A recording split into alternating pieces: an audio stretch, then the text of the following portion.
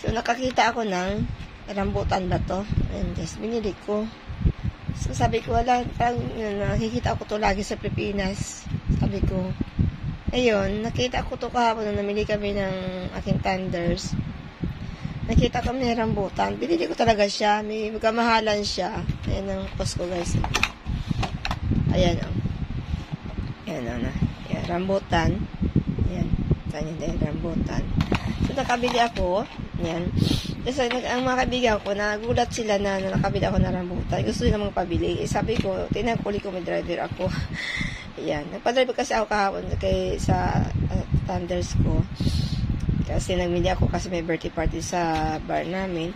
So, ayan, no. Nakita ako ni rambutan, guys, oh. Parang sa Pilipinas lang ako.